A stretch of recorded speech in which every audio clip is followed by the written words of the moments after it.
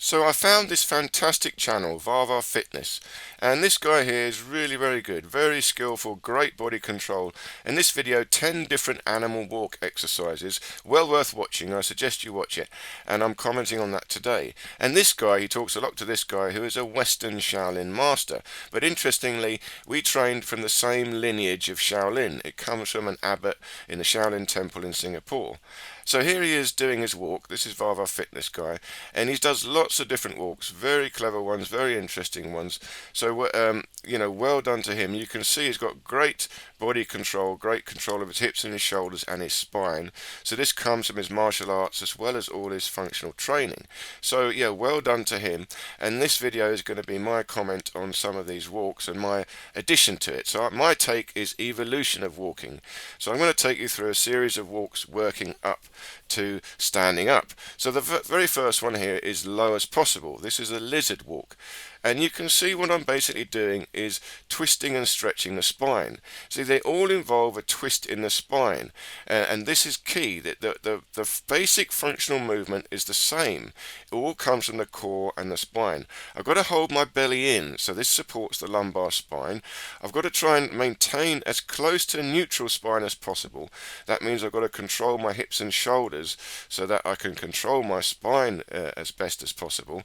And then I'm stretching one side, even stretching out the rib cage, while the other side compacts a little bit. So I'm bending and arching the spine, but springing it back to the neutral position, the most efficient. And then we come up a little bit higher. So here we got, of course, crawling on all fours. But look at the same thing. I'm mobilizing the spine. I'm trying to feel the movement from the core. I'm bending the spine left and right. But you see, I'm rolling the hips and I'm rolling the shoulders and rolling the rib cage. And if I can get this nice fluid movement, you'll see I do it a little bit slower here. You can see I've got a great feeling through the spine, and I've got a backwards arch. I'm letting the spine drop down, the shoulders go back up and the hips go back up. Like a tiger or a lion, you'll see their arms, their shoulders drop up and their spine drops down. This is very efficient. You're using the neutral spine, and now here on the feet. So again, horizontal spine, but look at the shoulders and the hips and the mobilization of the belly, the spine area. I'm keeping the belly tight, but here, because I'm doing such a good rotation and movement in the spine, I can even hear and feel sort of gurgling in my belly. I'm creating a lot of movement in my belly from this bending left and right and slight twisting of the spine combined with mobilizing the hips and the shoulders. And when you get the feeling and the rhythm right, it's very, very easy. It feels wonderful. And then we come a bit higher, so now towards straight legs. So this is a bit more like a horse. And here you can see, again, now the legs are longer than the arms, but how do I balance that out? Well, I balance it out by letting the hips go back, but the shoulders go forward. So I make my arms a bit longer and my legs a bit shorter. But it's the same movement of the spine. I keep the belly in, I'm twisting and arching the spine left and right, or rather bending the spine a bit left and right. I'm still trying to keep a neutral spine, or as close to it as possible. And when I get the feeling right, I can canter along a bit like a horse here. And again, it feels natural, it feels easy, but it only comes once you've got a good neutral spine and you've got some control in the hips and the shoulders, some movement in the joints. You let them go back. And here's a funny little meme, but look at the baby move. So this guy is terrified of the baby.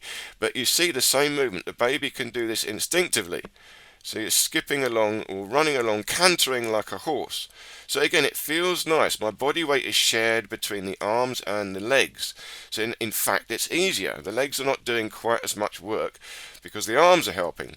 Now here we're standing up. Now this is the neutral stance. So this looks a bit comical. I'm sort of daintily skipping along, but it's also very primitive. It's primal, because now the neutral stance is the neutral spine together with the neutral hips and shoulders and the arms and legs bent a bit, bent halfway. So everything is as close to its most relaxed position as possible. I'm on the ball of the feet, so I may look flat-footed, but I'm always landing on the ball of the feet and the heel is very slightly off the floor. This gives a bounce. So I've got a spring in the ankles, a spring in the hips, and that spring transmits through the whole body very efficiently because the joints are all in their neutral position. There's a stretch, and this can go a bit lower. So now again I'm bending over more like 90 degrees at the hips. Now it looks more like a gorilla, a monkey. It's still more primitive, but you can see the roll in the shoulders. There's a roll, there's a bend in the spine, spine. I keep the belly in, shoulders up and back, but it's a rhythm. Once you get this rhythm of the movement in the spine extends to the shoulders and the hips, and this powers the walking. And once you're lower like this is the neutral stance, it's very easy to go even lower, squat right down. See, the squat position is just a more collapsed version of the neutral stance, and I'll leave links to the neutral stance below. It's worth checking out the science or the way I explain that. And finally, of course, we've got standing upright, so nice and tall. Even this is an advanced level of walking. I'm on the ball of the feet. I've got a slight tension in the glutes. I'm driving my pelvis forward, but I'm holding the belly in, the shoulders and the rib cage up and back. The sternum is tilted slightly up. You can see I've got a slight arch in the lumbar, and I'm landing on the ball of the feet, but my head is up and tall, and I'm leaning back. So I've got to get the right spinal alignment, the right center line down to the heels, but I'm not landing on the heels, I'm landing on the toes and cushioning. So I've still got a bounce in the step. So I hope this made sense, and check out these other videos here, and look forward to seeing you in the next video.